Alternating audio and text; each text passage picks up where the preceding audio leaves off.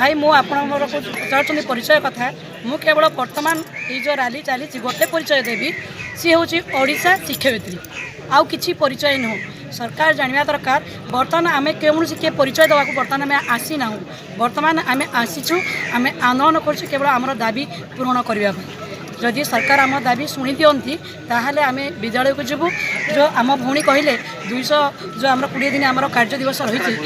आम अन्न छुट्टी दिन जगह आम जा पिला पाठ को आम आगू नबू। द्वितीय कथा है जिते दिन पर्यंत सरकार आमको यही राजा रास्तार बसैबे ए शिक्षा व्यवस्थार मझे जो पोल गुड़ाक अच्छे आम खोलू केमी खोलू आम जो आसुँच आपम देखा आमर दीदी कहते जे आमको विभिन्न प्रकार कार्यक्रम दि जाए आमर शिक्षार आमर बाधा प्राप्त होची तथापि आम काम करुचु सरकार प्रत्येक काम को आम कर चलीचु आ गोटे पोल खोलुचे आपण माध्यम शिक्षक मु निजे मो विद्यालय मो निज विद्यालय कथा कहूँ बर्तमान सारा ओडिशा यही समस्या रही गोटे शिक्षक दिन को 6टी पीरियड पढ़ाए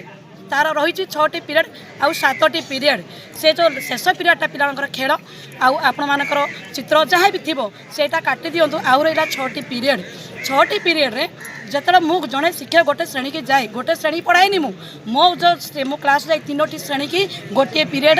3टी श्रेणी पाठ पढ़ाए गोटे पीरियड हूँ 45 मिनिट से 45 मिनिट रे मु 3टा क्लास को पाठ पढ़ाए तो अभिभावक मानक मुझे आपण माध्यम जनाई दिजे विद्यालय भीतर जो व्यवस्था सरकार कई भाया व्यवस्था चली जदि अभिभावक जदि मैंने जानवे ये जो पाठ पढ़ा ये व्यवस्था चली अभिभावक मैंने आसवे परदिन ही आसवे यही मास लिबरे ये आंदोलन जोगदेवे आम गोटे प्रकार अनुरोध करुँ सरकार आपण आम कथा टे शुणु बुझंतु आपण मैंने विचार करूँ किसी आसुना किसी भी आसुना जे कौन कले कौन ना किसी भी आसुना कौन करुँच किंतु आपर अभिभावक मैंने से भी माने चिंता पड़ला कौन करूँ जदि भीतर कथा से जानवे से मैंने आसवे आम गोटे आप अनुरोध करुँ जे शीघ्र आम कथा शुणु आम आम विद्यालय को जीवु जदि शुणुना आमर ए मास लिप चलो अभिभावक मैंने आम उपर किसी असंतुष्ट हे ना पुणी तर ये जो शिक्षा व्यवस्था पर सी आसवे सी कहे व्यवस्था कौन कर कही मुझे सर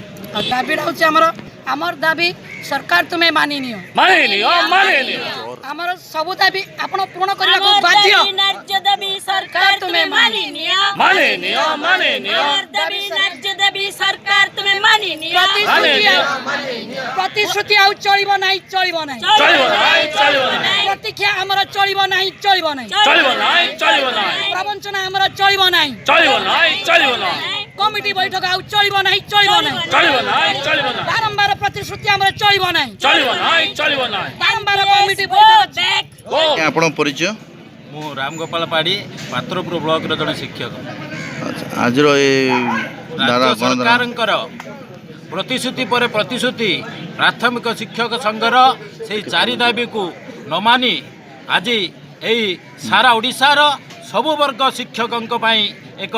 मारण नीति आनिछंती तार प्रतिवाद रे प्रतिटी स्कूल बंद करी सबु वर्गर समस्त शिक्षक आज राजरास्ता रे बीओ ऑफिस आगे धारणा देउछंती सरकार को 600 थर कहलु आमको पुराना पेंशन दरकार